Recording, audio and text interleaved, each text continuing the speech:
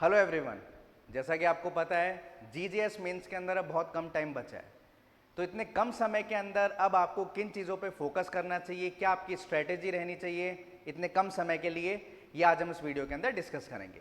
तो देखिए, अभी तक जो लोग पढ़ते आ रहे हैं डेली, जिनका अच्छा खासा सिलेबस कवर हो चुका है, रिवीजन के अंदर आ चुके हैं वो मेंस के लिए, उनके लिए तो कंफर्टेबल सिचुएशन है। लेकिन अभी भी कुछ लोग जो इस सिलेबस से जूझ रहे हैं, अभी भी उनका सिलेबस कंप्लीटली कवर नहीं हो पाया है, या अभी भी उन्हें समझ नहीं आ रहा है कि क्या चीज़ करें क्या ना करें, और उलझे हुए हैं बहुत बुरी तरीके से, उनको इस वीडियो से बहुत फायदा मिलेगा।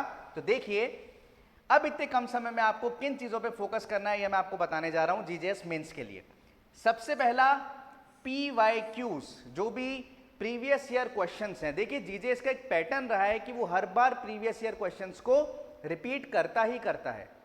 तो 2011-12 जब से मेंस के पेपर अवेलेबल हों, आप सारे के सारे उनको इकट्ठा करें, उसके अंदर जो जो PYQs हैं सारे के सारे PYQ आप अच्छे से करके जाएं, एंड आई गारंटी आपको उसमें से क्वेश्चन रिपीट इस बार भी पक्का मिलेंगे ही मिलेंगे। और PYQ से आपको एक अच्छा आइडिया लग जाएगा कि किस तरीके से कौन से टॉपिक्स में से क्वेश्चन पूछा जा रहा है, तो उन टॉपिक्स को आप अच्छे से प्रिपेयर कर लें। सो आपको सबसे पहले क्या करना है, सारे के सारे जो PYQs अवेलेबल हैं जीजेएस मेंस के, सारे पेपर्स लेके आने और वो सारे के सारे क्वेश्चन आपको अच्छे से तैयार कर लेने हैं, जितना अच्छे से कर सकते हो। नोट से, रेफरेंस बुक से, बेयरएट से अच्छे से आंसर बना लो उनके और तैयार कर लो, क्योंकि वो क्वेश्चन आपको कुछ ना कुछ रिपीट मिलने ही वाले हैं एग्जाम के अंदर। इसके बाद देखिए, मेजर एक्ट्स, माइनर एक्ट्स और लोकल एक्ट्स के पीछे आप ज्यादा ना भागें। जो आपके मेजर एक्ट हैं, आपके क्रिमिनल के मेजर हो गए या आपके सिविल के मेजर हो गए, और मेजर नहीं तो कुछ ऐसे एक्ट भी हैं जो आपके इसमें मेजर के बराबर ही वेटेज रखते हैं। फॉर एग्जांपल, अगर मैं क्रिमिनल के पेपर की बात करूं तो क्रिमिनल में आपके मेजर में एविडेंस आ जाएगा, आपका आईपीसी या बीएनएस जो है वो आ जाएगा, सीआरपीसी बीएनएसएस ये आ जाएगा। इसके अलावा probation of offenders act, DV act, NI act, इन तीनों से भी बहुत सवाल पूछे जाते हैं आपके जीजेएस मेंस में। इसलिए इन मेजर को आप प्रिपेयर करें, साथ में जो 3 माइनर मैंने बताए हैं उनको भी आप साथ में बहुत अच्छे से प्रिपेयर करें, इन्हीं पे फोकस करें। बाकी इनके अलावा जो आपके लोकल लॉज हैं, जो गुजराती के हैं, गुजरात के हैं, या फिर और कोई आपके minor registration of birth and death है, या फिर आपका इस तरीके के दूसरे माइनर एक्ट्स हैं, उनको आप इतना ज़्यादा डीप में आप ना पढ़ें, ऊपर ऊपर से पढ़ लें। मैं ये नहीं कह रहा कि आपको छोड़ के जाना है, कुछ करना आपको है, लेकिन ज़्यादा आपको फोकस अब मेजर पे, और जो मैंने ये 3 एक्ट क्रिमिनल के बताए हैं। और अगर मैं सिविल की बात करूं तो सिविल में आपके मेजर जैसे सीपीसी हो जाता है, सीपीसी के बाद आपके कॉन्ट्रैक्ट बहुत इंपॉर्टेंट रहता है, और इसके अलावा लिमिटेशन एंड एसआरए, ये आपको बहुत अच्छे से करके जाना है। बाकी टीपी और कॉन्स्टी को पढ़िए, लेकिन बहुत ज्यादा डीप में मत जाइए। क्लियर, समझ आई यहां तक आपको चीज?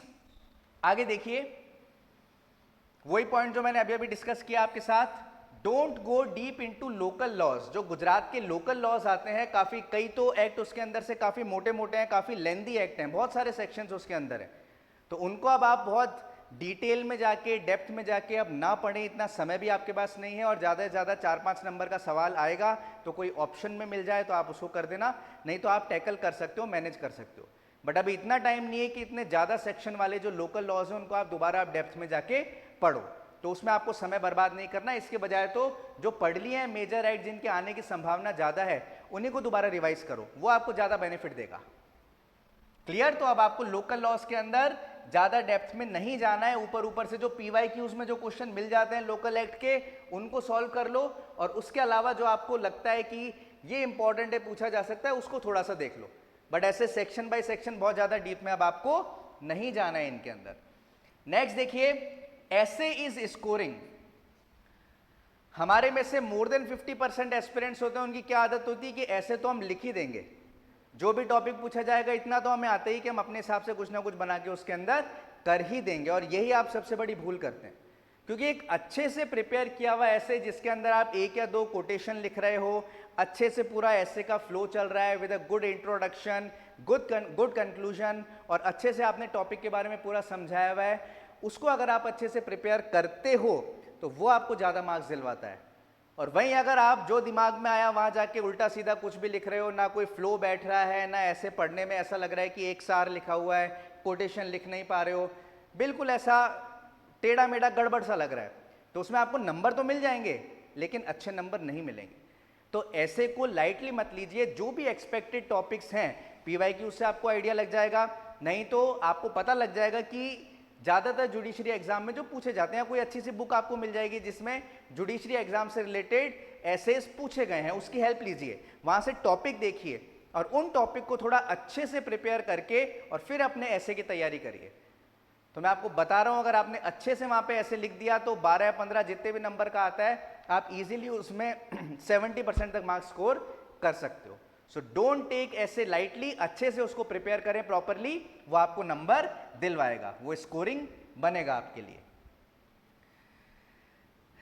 Moving further, order writing is easy to fetch marks. देखिए जो ऑर्डर राइटिंग है क्रिमिनल सिविल दोनों की, उसके अंदर सेम फॉर्मेट होता है। एक बार आपने फॉर्मेट याद कर दिया, कहाँ कोर्ट का नाम आएगा, कहाँ डेट आएगी, कहाँ जज का नाम, कहाँ पे आपके प्लेंटिव डिफेंडेंट या फिर अक्यूज और प्रोसिक्यूशन, वो सब आएगा।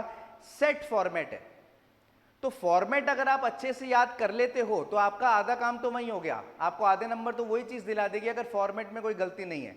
और उसके अलावा अगर आपने सही से कोर्ट रिकॉग्नाइज कर लिया और बीच में जहाँ पे आपको पॉइंट्स के अंदर चीज़ें लिखनी होती हैं प्रोसिक्यूशन की साइड से या अक्यूज की साइड से, फिर कोर्ट की तरफ से, वो थोड़ा सा आपने प्रैक्टिस करके सही से लिख दिया तो पैटर्न वही रहता है, केवल चीज़ें बदल जाती हैं कि बेल का आ गया, डिस्चार्ज का आ गया, उसमें थोड़ा बहुत चेंज होगा और वो आप टैकल कर लोगे। लेकिन एक बार आपने फॉर्मेट और पैटर्न पकड़ लिया तो आपके लिए ऑर्डर राइटिंग के अंदर मार्क्स फैच करना, अच्छे मार्क्स स्कोर करना बहुत ईजी हो जाएगा, क्योंकि इसके अंदर कुछ ऐसा नहीं है कि कुछ भी पूछ लेंगे, घुमा के बहुत आ जाएगा, समझ नहीं आएगा, ऐसा कुछ भी नहीं होगा।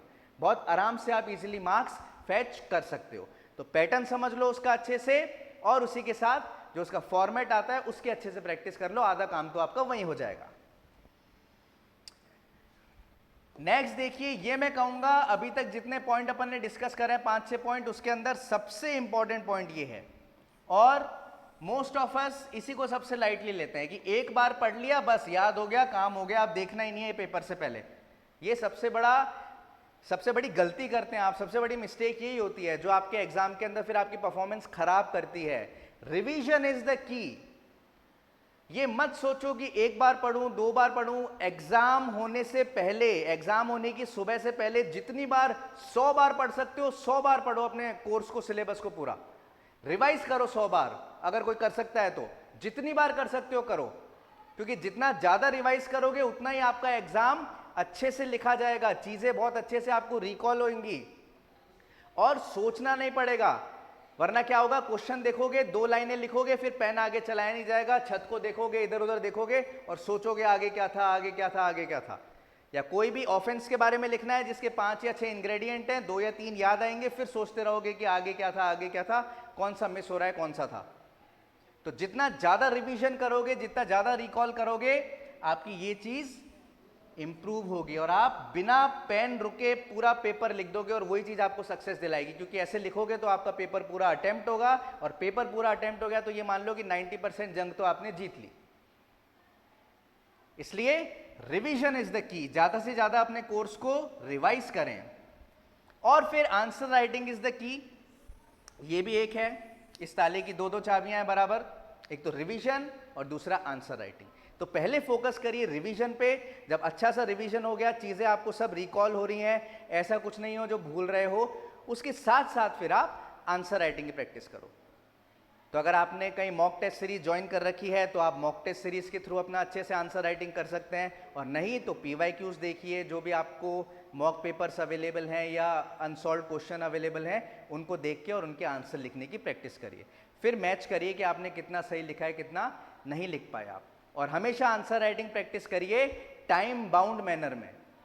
टाइम डिसाइड करिए कि ये इतना बड़ा क्वेश्चन है, इसको मेरे को 10 मिनट, 15 मिनट, 20 मिनट जितने में भी लिखना है उतने में ही मैं लिखूंगा। और चेयर टेबल पे बैठ के प्रॉपरली लिखिए, स्टडी टेबल पे। ऐसे नहीं पलंग पे लेट के लिख रहे हैं, टीवी देखते हुए लिख रहे हैं, मुड्डी पे बैठ के लिख रहे हैं, ऐसे नहीं। आपकी जो स्टडी टेबल है उस पर बैठिए, टाइम लगाइए, प्रॉपरली स्टार्ट करिए। कहीं भूल रहे हो बीच में तो वहीं उसको छोड़ देना है, अगर नहीं आ रहा है तो। ऐसा नहीं भूल रहे हो तो एक बार कॉपी खोल के देख ली, फिर आगे लिखना शुरू कर दिया। एग्जाम में आपको थोड़ी मिलेगी आपकी नोटबुक जिसको आप खोल के देख लोगे जब भी भूलोगे। तो वो रियल चेक आपको अपनी प्रिपरेशन का या इंप्रूवमेंट का कितना हुआ है वो आपको करना है इसी तरीके से। So focus more on revision and answer writing. और इसके अलावा ये सारे पॉइंट्स आप ध्यान में रखें, कम समय बचा है आपके मेंस के अंदर, इन चीज़ों को फोकस करें एंड आई एम श्योर आपका जीजेएस का मेंस बहुत अच्छा जाएगा। Wish you all the best, thank you so much.